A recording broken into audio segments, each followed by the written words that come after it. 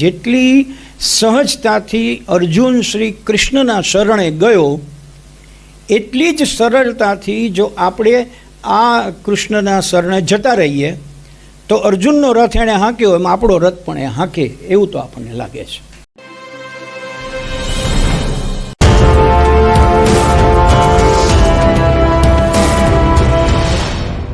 મને આજે જે વાત કરવા માટે અહીંયા બોલાવ્યો છે એમાં એક વસ્તુ મારે સ્પષ્ટ એ કરવી છે કે આખા મહાભારત ઉપર જો કોઈ પ્રકાશ ફેલાવી શકે એવો સૂર્ય જેવો કોઈ બલ્બ હોય તો એ બલ્બનું નામ ગીતા છે. સૂર્ય પ્રકાશમાન થાય અને આખી મહાભારતની અંદર જેને જીસ્ટ કયો, અર્ક કાઢી લ્યો, જેની અંદર પ્રસંગો નથી આવતો, આ કર્તૃત્વ નથી આવતું, એક જગ્યાએ આખી પ્રક્રિયા અટકી જાય છે અને અટકી જઈને જે કહેવાય છે એ હકીકતમાં ગીતા છે. એટલે બહુ મોટો પ્રકાશ છે અને એ મોટો પ્રકાશ આપણને એવું પણ બને કે આંજી નાખે. આપણે એનાથી અભિભૂત થઈ જઈએ તો કદાચ આપણે છેક સુધી ન પણ પહોંચી શકીએ એવું બને. એટલે ઘણા લોકો બહુ જ અટવાતા રહેતા હોય છે. પ્રશ્નો પણ આપણને, હું તમારા વચ્ચેના પ્રશ્નો પણ બહુ સાંભળતો હોઉં છું ઇન્ટરેસ્ટિંગલી, ત્યારે મને ખ્યાલ આવે છે કે પ્રશ્નો પણ એવા હોય કે જે એકબીજાને કાઉન્ટર કરતા હોય. પણ મને એટલું સમજાણું છે સાદી સમજથી કે જેટલી સહજતાથી અર્જુન શ્રી કૃષ્ણના શરણે ગયો એટલી જ સરળતાથી જો આપણે આ કૃષ્ણના શરણે જતા રહીએ તો અર્જુનનો રથ એણે હાંક્યો એમ આપણો રથ પણ એ હાંકે એવું તો આપણને લાગે છે. જે સત્ય એને સમજાણું ને એણે કર્યું એ આપણે કરી શકીએ. Unfortunately we are not able to depend upon anyone. આપણે કોઈની ઉપર ભરોસો રાખવા ટેવાયેલા નથી. જે અર્જુને ભરોસો રાખ્યો, આપણને ખબર છે કે નક્કી કરીને ગયેલો હતો કે નથી જ લડવું, નથી જ લડવું. થાકી ગયો હતો, બેસી ગયો હતો, હથિયાર હેઠા મૂકી દીધા હતા, ડિપ્રેશનમાં હતો. અત્યારનો બહુ બોલાતો શબ્દ છે ડિપ્રેશનમાં હતો. પણ અર્જુન ડિપ્રેશનમાં હોય તો આપણે કઈ હાલતમાં હોઈએ? પણ એ ડિપ્રેશન જેવી હાલતમાં હતો, એમાંથી એને બહાર લઈ આવવાનું કામ જેણે કર્યું એ માણસનું સારથીપણું આપણે સ્વીકારીએ એ ખરેખર આ 51 અઠવાડિયાનો અર્ક હોઈ શકે. મિત્રો, બીજા અધ્યાયથી ગીતાની શીખ મૂળ શરૂ થાય છે રિયલ સેન્સમાં. પહેલાંની અંદર તો વિષાદ છે અને એ વિષાદની શરૂઆત છે. બીજા અધ્યાયની અંદર 3 મહત્ત્વની બાબતો આપણા જીવનની આપેલી છે. એ હું ઝડપથી યાદ એટલા માટે કરાવી દઉં કે આપણે રિવાઇન્ડ કરીએ. એક પહેલું સમજાવ્યું કે આત્મા અમર છે અને અખંડ છે, સ્વીકારો. બીજું એણે આપણને કહ્યું કે આ દેહ છે એ ક્ષુદ્ર છે. પહેલું અખંડ છે, આ ક્ષુદ્ર છે. ત્રીજું એણે કહ્યું કે સ્વધર્મ અબાધ્ય છે. સ્વધર્મ એટલે તમને જે જન્મ્યા ત્યારે એક ધર્મ હોમવર્ક તરીકે આપવામાં આવ્યો છે, એની વાત આપણે આગળ કરવાના છીએ. તો એ સ્વધર્મ અબાધ્ય છે, એમાં કોઈ બાદબાકી ન થઈ શકે, એમાં ઓપ્શન નથી, એમાં જનરલ ઓપ્શન નથી અને ઇન્ટરનલ ઓપ્શન પણ નથી. You are suppose to follow it and follow it. એ તમારે કરવું પડે, તે એને જ આગળ જતાં આપણે કર્મ કહેવાના છીએ. એટલે મેં અત્યારના એ વાતને ટચ કરી છે. આપણે બરાબર એ યાદ રાખવું પડે કે જ્યારે દેહની આસક્તિ છૂટી જાય, જ્યારે દેહની આસક્તિ છૂટી જાય ત્યારે જ દેહ સેવાનું સાધન બને. એટલે આપણને ખ્યાલ છે કે કપડાં સરસ પહેરીને નીકળ્યા હોય ને બહાર વરસાદ આવતો હોય ને ગાડીમાંથી ઉતરીએ તો આપણે ખ્યાલ રાખીએ કે આ જે ચાળ છે એ ક્યાંય ગારાને ટચ ન થઈ જાય. એટલે આપણે તો દેહથી પણ આગળ કપડાં સુધીની આસક્તિવાળા છીએ. તો આપણે તો ઘણી વાર લાગશે દેહની આસક્તિ છૂટતા. એ છૂટે પછી તમે સેવાના સાધન તરીકે દેહનો ઉપયોગ કરી શકો. જીવન સિદ્ધાંતો અમલમાં મૂકતા તમને આવડે અને તમને હથોટી આવી જાય એનું નામ જ યોગ છે. આ યોગની વ્યાખ્યા આપણે સમજવા જેવી છે. બીજું અંદર જે કહ્યું હોય તો ભલે કહ્યું, પણ આ જે 3 સિદ્ધાંત કયા એને તમે અમલમાં મૂકી શકો. હથોટી આવી જાય. હથોટી મીન્સ જોયા વગર થઈ શકે. હું તમને નાનું ઉદાહરણ આપું. આપણે બધા બહેનો અહીંયા બેઠા છે ને ખબર છે, એ રસોડાની અંદર મસાલી ઉપાડે વઘાર દેવો હોય ત્યારે મસાલિયામાં ડોકું નથી કાઢતા અને એની જ્યાં હાથ જાય ત્યાંથી રાય જ નીકળે, જ્યાં હાથ જાય ત્યાંથી જીરું જ નીકળે. આ આપણે જોયું છે. ચમચી ભરે એટલે હળદર જ નીકળે. અને હું કે તમે રસોડામાં ગયા હોય તો આપણે રાય છે કે નહીં એના માટે પહેલાં 2-3 મિનિટ કાઢીએ.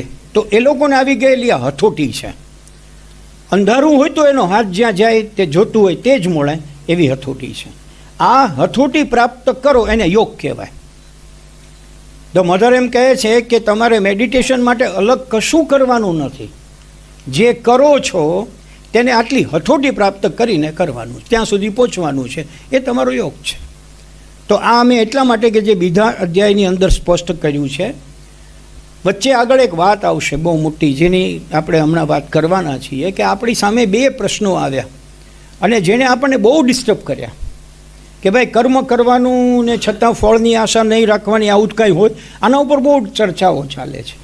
લોકો નવરા બેઠા હોય ત્યારે રાજકારણની ને પછી આની 2 જ ચર્ચા કરતા હોય છે.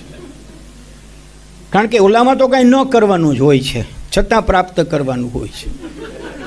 જ્યારે આમાં થોડું કશું નક્કર કરવું પડે છે. તો એની વાત હમણાં આપણે કરવાના છીએ કે ખરેખર શું છે કર્મની વાત. ફળ ન મળે તોય કર્મ કરવાનું, વોટ ઇઝ ઇટ? એ ત્રીજો જે આપણો અધ્યાય છે, જે કર્મયોગ છે, જેની સુંદર વાત કરી છે. કર્મયોગમાં ફળનો ત્યાગ કરવો એટલું આપણને ઇન શોર્ટ સમજાવ્યું છે. કેમ કરવું એની વાત નહીં. 2 પ્રકાર આપણે સમજ્યા છીએ એમાં, પરમાર્થીનું કર્મ અને સંસારીનું કર્મ. પરમાર્થીનું કર્મ હોય એમાં આત્માનો વિકાસ થાય અને સંસારીનું કર્મ હોય એમાં બ્રિજ બંધાય, ફ્લાયઓવર બંધાય અને એ ફ્લાયઓવરમાંથી જે કંઈ પ્રાપ્ત થાય તે થાય. પણ એ સંસારીનું કર્મ છે. પહેલાંમાં તો તમે you are working for your own self not the person. Remember, જુદો વિષય છે એટલે એને હું ટચ નથી કરતો. There is a difference. કર્મયોગના દિવ્ય વ્રત 2 કયા છે અને એ નટશેલમાં બોલવા હોય તો એમ બોલાય. પહેલું એ છે અમુક જોઈએ ને અમુક નહીં, આ છોડવું પડે. અમુક જોઈએ ને અમુક નહીં, એ છોડવું પડે. બીજું, આ લે ને પેલું ફેંકી દે, એ છોડવું પડે. આ જો તમે 2 વસ્તુ પ્રાપ્ત કરી શકો, એચીવ કરી શકો, તો તમે ખરેખર કર્મયોગથી બહુ નજીક પહોંચી જઈ શકો. 4થો અધ્યાય જ્ઞાન કર્મ સંન્યાસ યોગ. મારો આજનો અધ્યાય છે, એમાંથી જ્ઞાન નીકળી જવાનું છે. એ એસી હેરાન કરે છે એવું છે.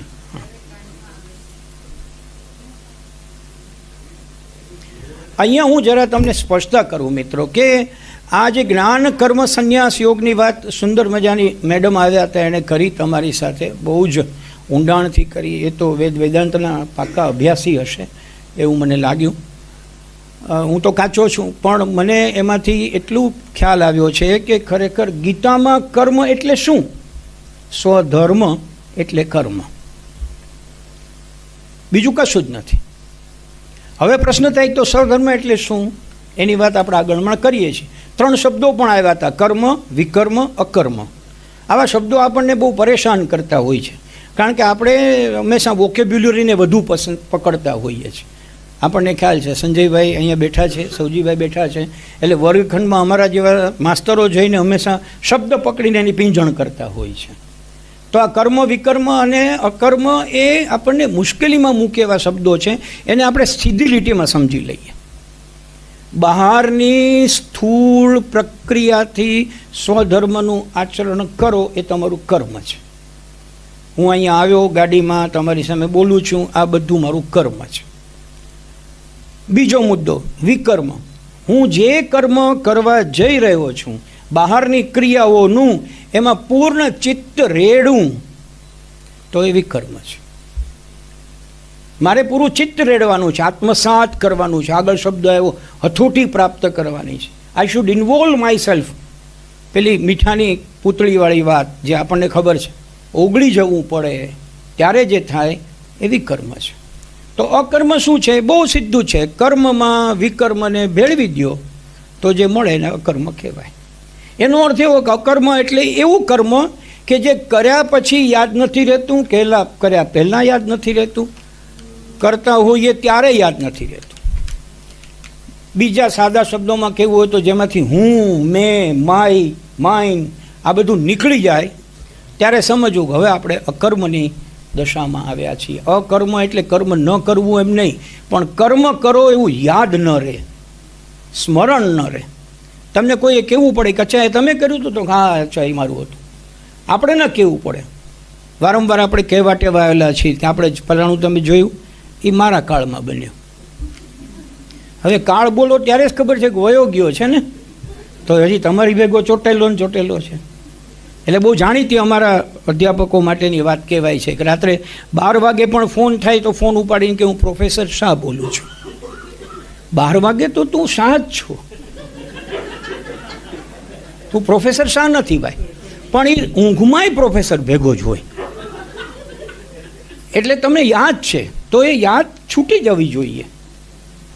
ક્યારેક તમારે પ્રોફેસર સિવાય જીવવું જોઈએ ને, એના માટે તો આવ્યા છો. તો આ બરાબર સમજી લે, કર્મ, વિકર્મ અને અકર્મ.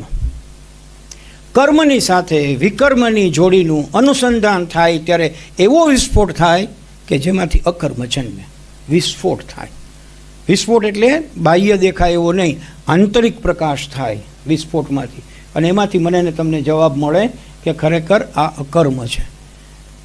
આપણે આ જ અધ્યાયની અંદર વાત કરવાના છીએ કે તમારે જે કરતા જાઓ એને ભૂલતા જવું પડે, અને ભૂલતા જાઓ એટલે કેવી રીતે એની પણ હું તમારી સાથે વાત કરીશ.